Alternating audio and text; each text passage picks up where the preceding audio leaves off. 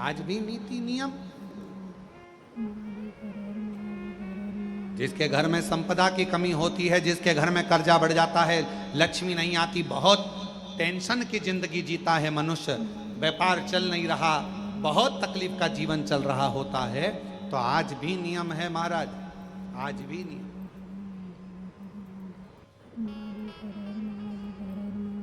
कि सोमवार शुक्रवार ये 2 बार ऐसे हैं, इन 2 बार को यदि कटोरी में थोड़ा सा शहद रखकर, मधु रखकर यदि लक्ष्मी जी का स्मरण किया जाए और माता लक्ष्मी जी का स्मरण कर कर एक लाल पुष्प उस कटोरी के सम्मुख में माता लक्ष्मी का नाम लेकर रखा जाए और बाद में वही शहद, वही मधु और वही पुष्प सोमवार का दिन और शुक्रवार के दिन लक्ष्मी का पूजन कर कर, स्मरण कर कर, दूसरे दिन शुक्रवार के दिन पूजन करें, शनिवार के दिन उस मधु का, उस पुष्प का विसर्जन करें, सोमवार के दिन पूजन करें लक्ष्मी जी का स्मरण कर कर, और मंगलवार के दिन अगर विसर्जन करें, 5 या 7 सोमवार या शुक्रवार को यदि आप मधु का भोग लक्ष्मी जी को लगाना प्रारंभ कर दें, शिव का नाम स्मरण कर कर, तो उसके घर में कभी संपदा की कमी नहीं होती, लक्ष्मी उस संपदा को बढ़ाती है।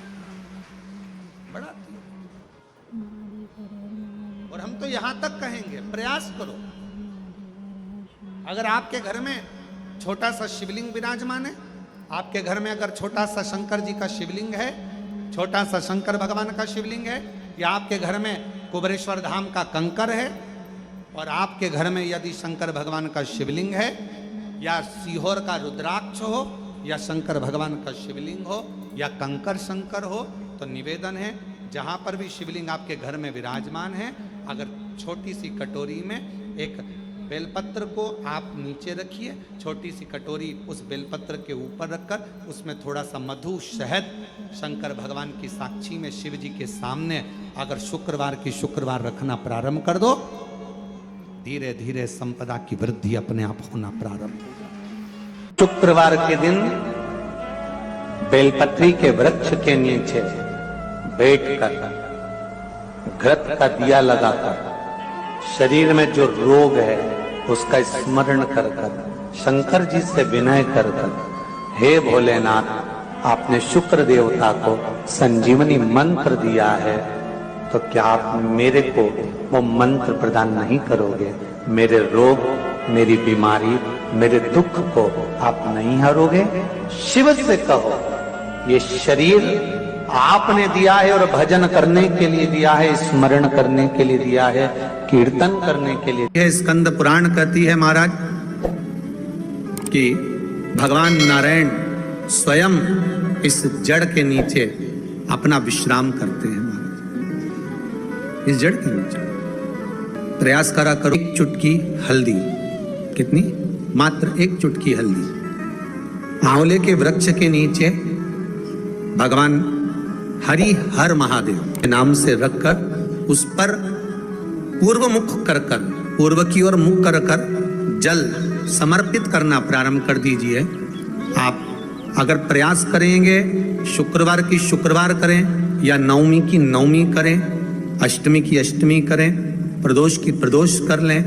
मन जब तो होने लगे तब एक श्वेत पुष्प लेकर उस सफेद पुष्प में थोड़ा सा हल्दी और कुंकू का लेपन कर कर किसी भी शंकर के मंदिर में, शंकर के शिवलिंग पर यदि ब्रह्मेश्वर महादेव का नाम लेकर उस फूल को, पुष्प को समर्पित किया जाता है, फूल को चढ़ाते समय, फूल जब समर्पित किया जाता है तो फूल का जो मुख है, जैसे ये डंडी है फूल की, और फूल का जो मुख है, जहां आप बैठे, इधर बैठे हैं तो इधर, उधर बैठे हैं तो उधर, इधर बैठे हैं तो इधर, फूल का मुख अपनी ओर होना चाहिए। उस भगवान शंकर के शिवलिंग पर ब्रह्मेश्वर महादेव का नाम लेकर यदि वो श्वेत पुष्प हल्दी और कुंकू लगाकर समर्पित करा जाता है तो व्यक्ति का मन बार बार डामाडोल नहीं होता और वो एकाग्र चित्त होकर अपनी मंजिल तक पहुंच जाता है। वो ब्रह्मेश्वर महादेव। एक पात्र में जल और दूध ले लीजिए, शुक्रवार का दिन। तो कहोगे गुरुजी ये कथा कहाँ से निकाल के लाए हो? तो विष्णु पुराण में से आप उसको स्मरण कर सकते हो। काय में से? विष्णु पुराण में से। एक पात्र में देसी गाय का दूध, जल उसमें रखकर, और आपके यहाँ अगर लड्डू गोपाल हो, यदि आपके घर में ठाकुर जी हो, लड्डू गोपाल हो, विष्णु जी का कोई स्वरूप हो, श्री हरि का कोई स्वरूप हो, तो उस पर शुक्रवार के दिन आप संध्या के समय पर दुर्वा डालकर उस दुर्वा से अगर लक्ष्मी जी के नामों का 108 बार उच्चारण कर कर, घी का दिया लगाकर, कैसर के चावल साथ में रखकर केवल उस जल का और दूध का मात्र छींटा देते हो तो उसके घर में कभी लक्ष्मी की कमी नहीं आ सकती, संपदा बढ़ती चली जाती है। 108 बार लक्ष्मी के नाम का मात्र उच्चारण कर लेने पर, भगवान विष्णु के चरणारविंद पर, भगवान विष्णु के चरणों पर केवल उस दुर्वा का, जल का, दूध का सिंचन कर देने से भी लक्ष्मी की वृद्धि होती, लक्ष्मी देती, दुर्वा बढ़ती है। और दुर्वा का एक बहुत सुंदर गुण है महाराज, बहुत सुंदर गुण है दुर्वा का। जहां पर उसके भीतर गांठ आती है ना, वहां से 2 रास्ते बना देती है। बोलो बनाती कि नहीं बनाती? कभी दुर्वा देखी होगी आपने। जहां गांठ आई वहां 2 रास्ते बनाएगी, फिर गांठ आई फिर 2 रास्ते बनाएगी, फिर गांठ आई फिर 2 रास्ते बनाएगी। दुर्वा का क्रम ऐसा है कि हम भगवान को दुर्वा क्यों देते हैं? उसका कारण यह है कि मान लो हे परमात्मा, हे शंभु, हे गणेश, हे प्रभु नारायण, अगर मान लो मेरा एक रास्ता चलते चलते गांठ पड़ जाए, एक रास्ता मेरा बंद हो जाए, तो वहां से मेरे दूसरे रास्ते खोल देना। इसलिए दुर्वा भगवान को समर्पित करी जाती है। दुर्वा को समर्पित करने का क्रम ही यही है कि मेरे मार्ग खुल जाए, मेरी राह खुल जाए, मेरा मार्ग चारों तरफ खुलता चले। दुर्वा नीचे की ओर चलते चलते मार्ग खोलती चली जाती है।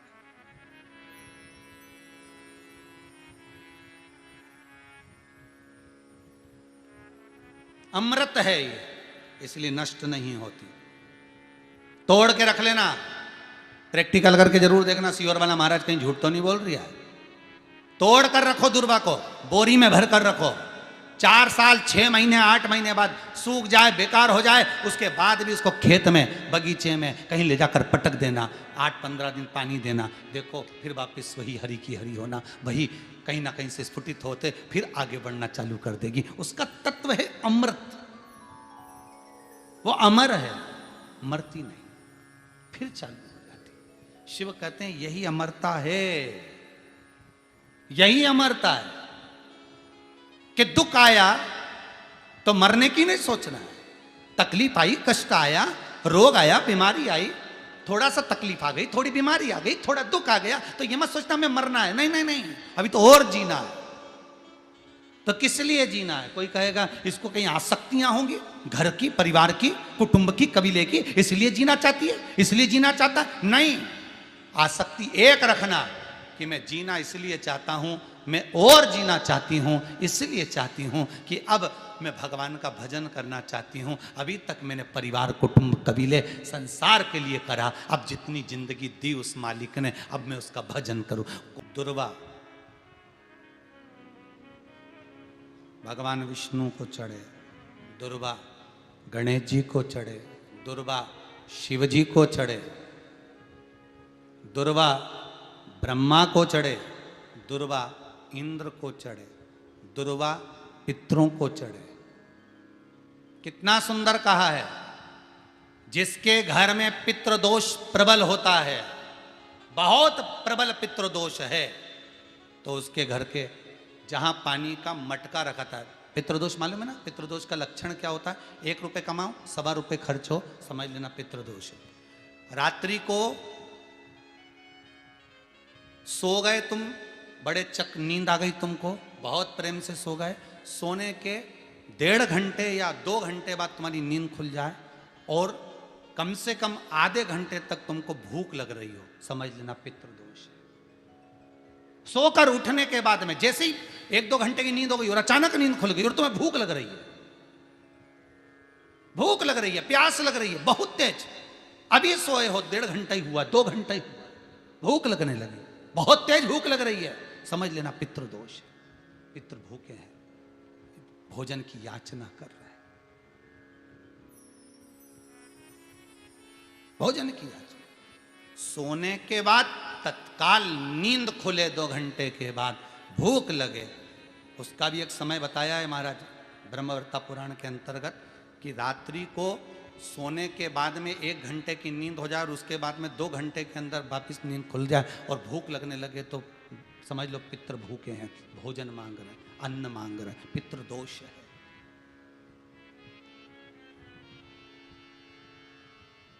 पितृदोष का कुछ कुछ वर्णन किया गया है। घर में एक पात्र के चक्कर में, एक बेडशीट के चक्कर में, एक सामान के चक्कर में विवाद हो रहा है तो समझ लो पितृदोष है।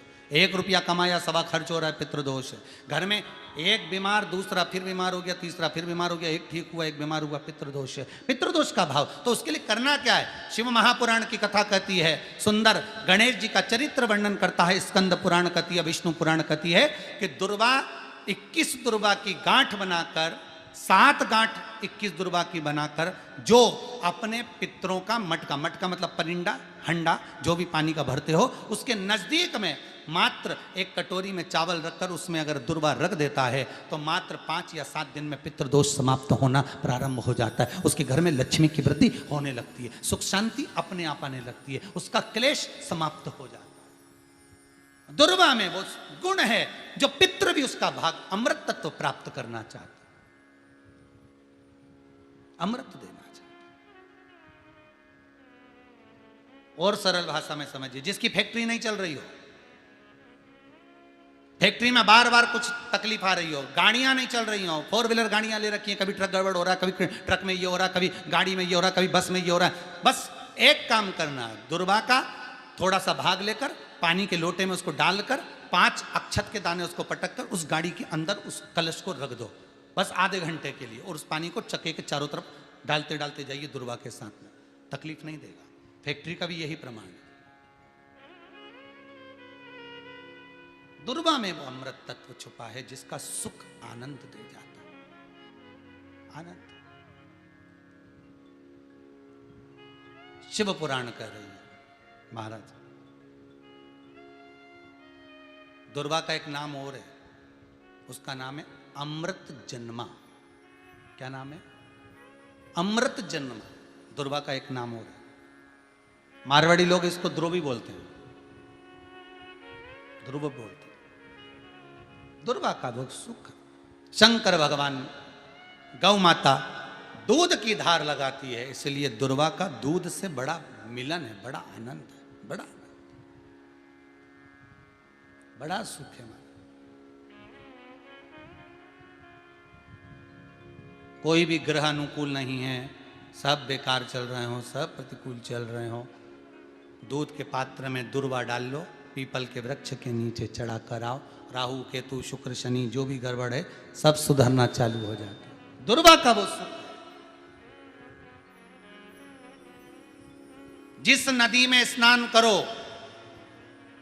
तीर्थ में जाकर उस नदी के पास में कोई बगीचा लगा हो, वहां की दुर्वा को तोड़कर स्नान करते समय नदी में मात्र विसर्जन कर देने पर पितरों को पिंड पहुंच जाता है।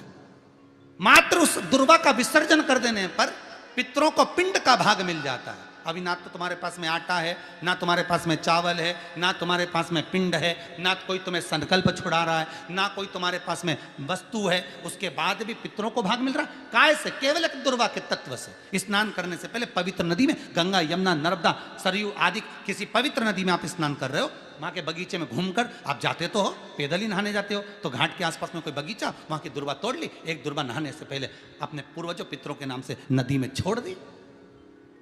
फूल तो छोड़ते ही हो, दिया भी छोड़ते हो, बस एक ही चीज नहीं छोड़ते, वो दुर्वा, और वो ही काम की, वही काम की। तुम कुछ छोड़ो ना छोड़ो, एक दुर्वा का भाग छोड़ दिया, वो पितरों के लिए सुख प्रदान करने वाला। शिव पुराण कह रही है महाराज, देवताओं को अमृत कितनी बार मिला? 1 बार। दुर्वा को अमृत कितनी बार मिला? जम के बोलिए, 5 बार। कार्य सिद्धि के लिए 5 दुर्वा गणेश जी को चढ़ाई जाती है, आज भी नियम।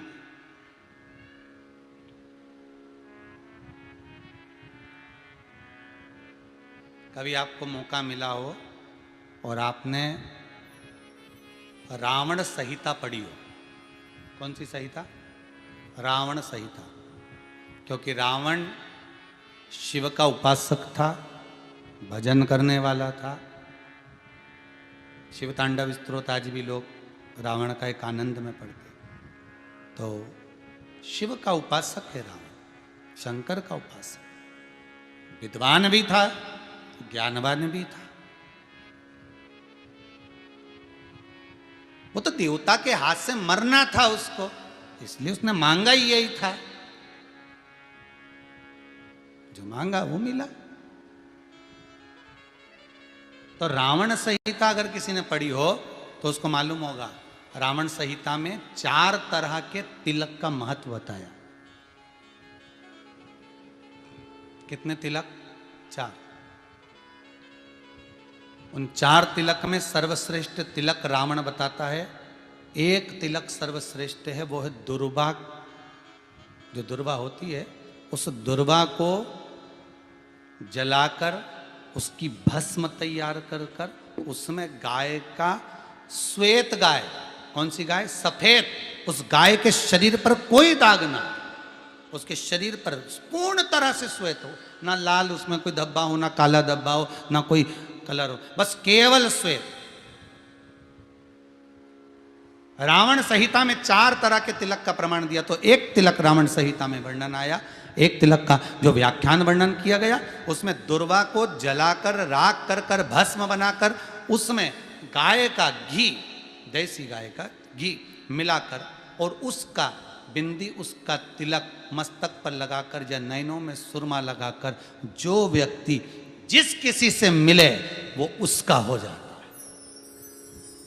उस दुर्वा में इतना प्रबलता आ जाती है, अमृत तत्व जुड़ा हुआ है दुर्वा के। रावण संहिता में 4 तिलक बताएं, उसमें से सबसे 4 तिलक में अलग अलग, एक बेलपत्री की जड़ का तिलक है, एक आंकड़े की जड़ का तिलक है। रावण संहिता में 4 तिलकों का वर्णन है, उसमें मुख्य है सबसे ज्यादा।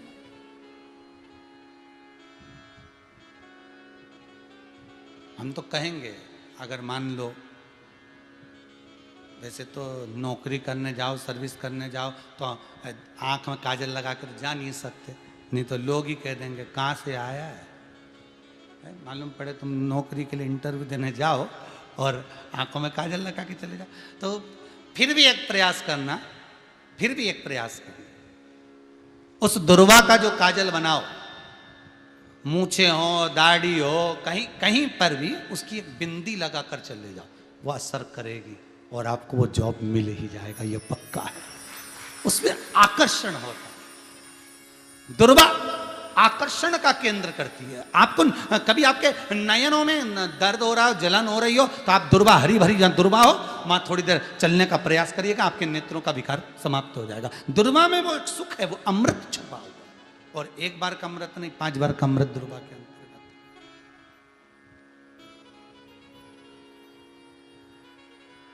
कौन से देवता हैं जिनके ऊपर दुर्वा का जल दूध में मिला हुआ छीटा जाए?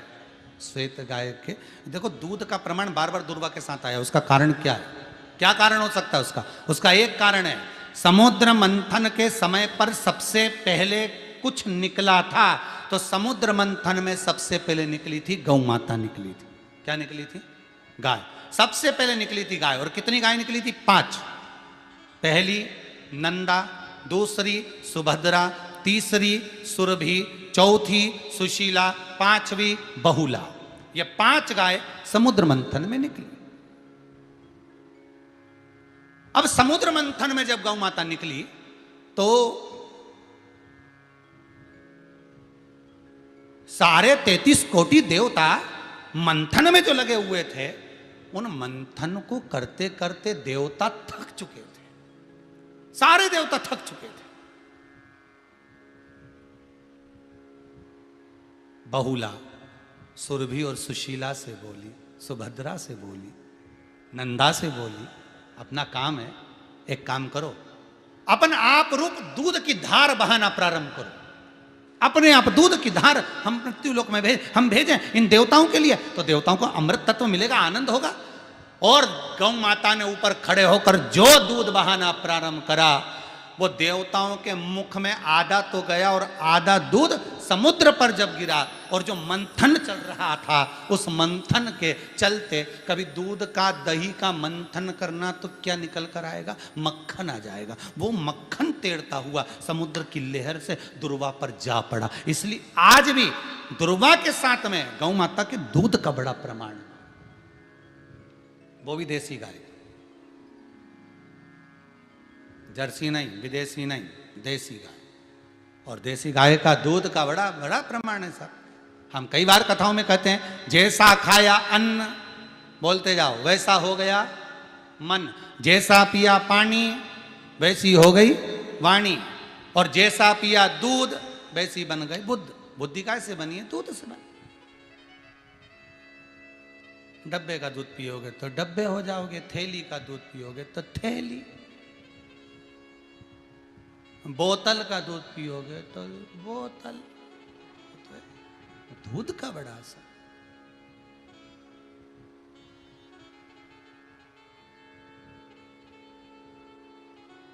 गौ माता के दूध का पान।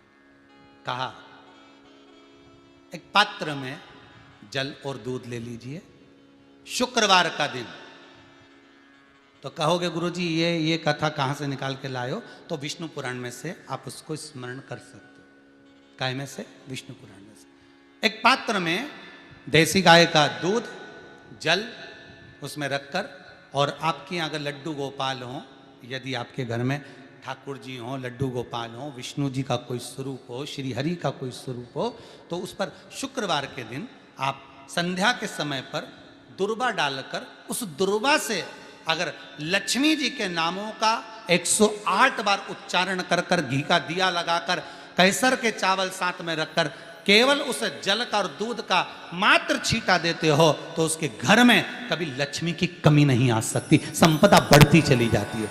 108 बार लक्ष्मी के नाम का मात्र उच्चारण कर लेने पर, भगवान विष्णु के चरणारविंद पर, भगवान विष्णु के चरणों पर केवल उस दुर्वा का, जल का, दूध का सींचन कर देने से भी लक्ष्मी की वृद्धि होती, लक्ष्मी देती।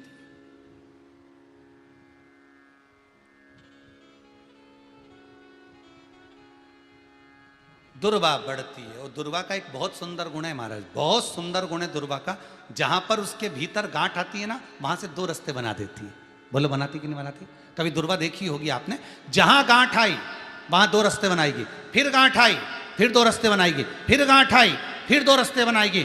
दुर्वा का क्रम ऐसा है कि हम भगवान को दुर्वा क्यों देते हैं? उसका कारण यह है कि मान लो, हे परमात्मा, हे शंभु, हे गणेश, हे प्रभु नारायण, अगर मान लो मेरा एक रास्ता चलते चलते गांठ पड़ जाए, एक रास्ता मेरा बंद हो जाए, तो वहां से मेरे दूसरे रास्ते खोल देना। इसलिए दुर्वा भगवान को समर्पित करी जाती है। दुर्वा को समर्पित करने का क्रम ही यही है कि मेरे मार्ग खुल जाए, मेरी राह खुल जाए, मेरा मार्ग चारों तरफ खुलता चले। दुर्वा नीचे की ओर चलते चलते मार्ग खोलती चली जाती है।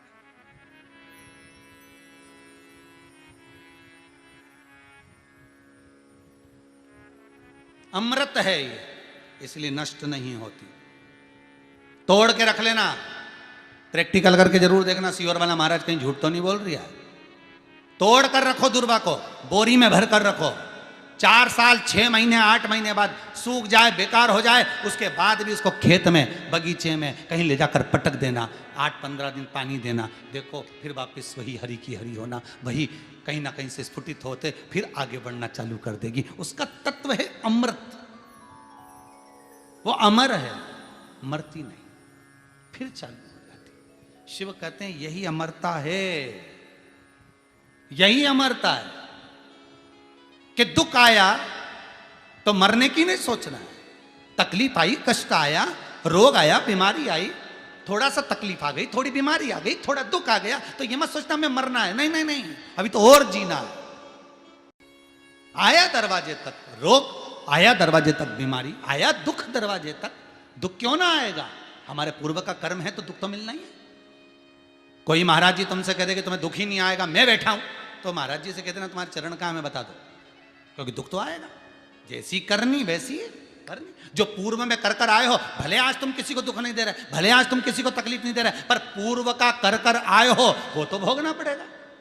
दो कारणों से मनुष्य का शरीर मिलता है, एक कर्म का भोग भोगने के लिए, दूसरा भगवान का भजन करने के लिए। भजन भी करो और दुख भी भोगो। जो मिला है किस्मत में, बड़े प्रेम से मिला, ना जाने क्यों मिला इतना दुख, उसका कारण होगा। वो कारण को ढूंढना बाद में, अपने को ढूंढने की जरूरत भी क्या, अपन तो भजन करो, भजन करोगे तो दुख कटेगा।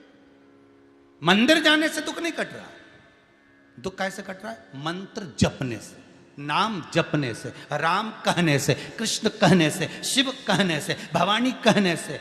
मंत्र जितना जपोगे उतना दुख कटता चले जाएगा, उतना दुख कटेगा।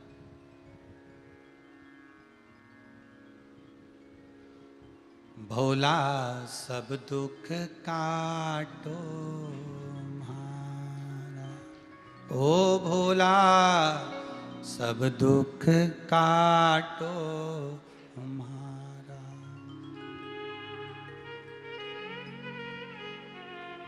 शिव शंकर जपूं तेरी माला, भोला। जैसे व्यक्ति का कोई काम नहीं हो रहा हो, बहुत दिन से लगे, बहुत समय से लगे, ये काम हो ही नहीं रहा, तो शंकर जी का नाम को उल्टा कर कर जपना चालू कर दो। नमः शिवाय ओम।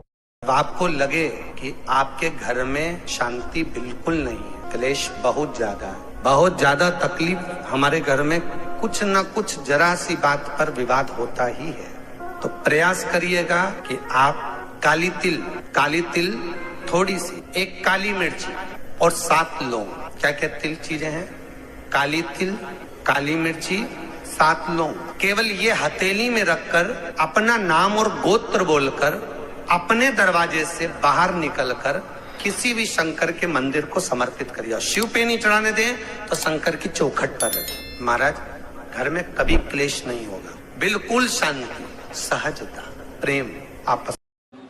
भगवान देवाधिदेव महादेव को जल चढ़ाते हैं, उसके 5 अलग अलग तरीके हैं। बहुत सावधानी से सुनना कथा, आपकी और हमारी जिंदगी की सार्थकता को सिद्ध करने वाली कथा।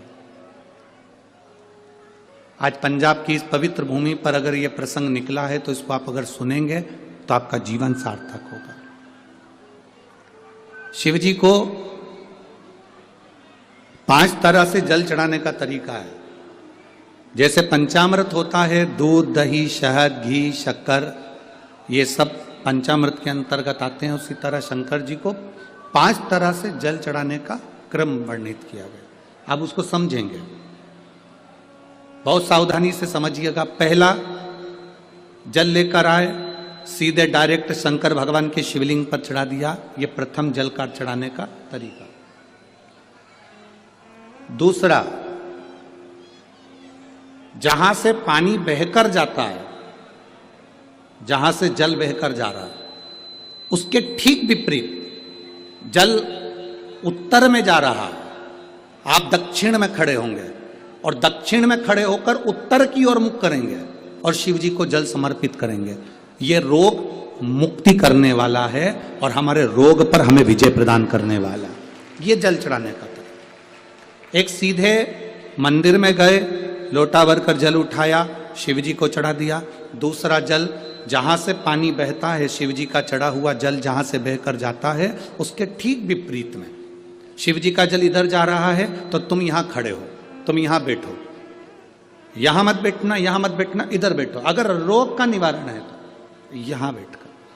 तीसरा, अशोक सुंदरी से जल चढ़ाते चढ़ाते शिवलिंग तक लेकर जाना और शंकर भगवान के शिवलिंग पर पूर्ण जल समर्पित करना। ये तीसरा तरीका, ये कार्य की सिद्धता के लिए। हम जब किसी से आस न लगाकर परमात्मा से विनती करते हैं तो वो विनती करने का तरीका। तीसरा। चौथा, शिव जी पे चढ़ा हुआ जल 5 जगह पर समर्पित करना। गणेश जी, कार्तिकेय, अशोक सुंदरी, शिवलिंग और जलाधारी, ये चौथा क्रम है। जब जिस नारी का, जैसे मेरा नाम मोनिका है, मेरे पति का नाम संजय सिंह है, मैं दिल्ली स्वरूप नगर के निवासी हूं, मेरा फोन नंबर ये है। कहीं बैठी हैं? मैं बाबू को लाए हैं क्या? नहीं लाए? ठीक है, मैं प्रणाम करने के लिए लाई हूं। गुरुदेव बाबा बाबा है, बैठी है बहन। शिव तत्व है, एक जल चढ़ाने का तरीका। शिव जी को हम जो जल चढ़ाते हैं उसका एक तरीका भी हमारी जिंदगी में अगर हमने उसको स्मरण में रख लिया तो हमारी कार्य की सिद्धता को सिद्ध कर देता है, हमें सफलता की ओर लेकर चले जाता है।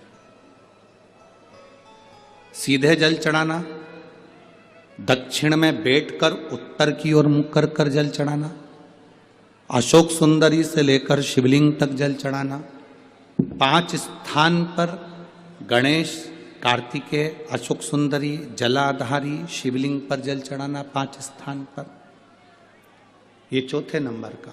और 5वां जल समर्पित करना,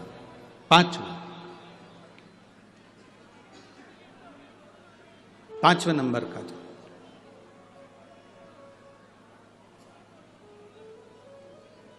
शिव जी को 5वें नंबर का जो जल आता है, जो जलाधारी है, ऊपर जिसमें पानी भरा रहता है और नीचे एक एक बूंद टपकता रहता है, जलाधारी में जल समर्पित कर कर उसी जल को बचाकर अशोक सुंदरी वाली जगह पर थोड़ा सा चढ़ाकर उसी में से जल शिवलिंग पर जब हम समर्पित करते हैं तो हम जिस कार्य के लिए जा रहे हैं वो कार्य सफल हो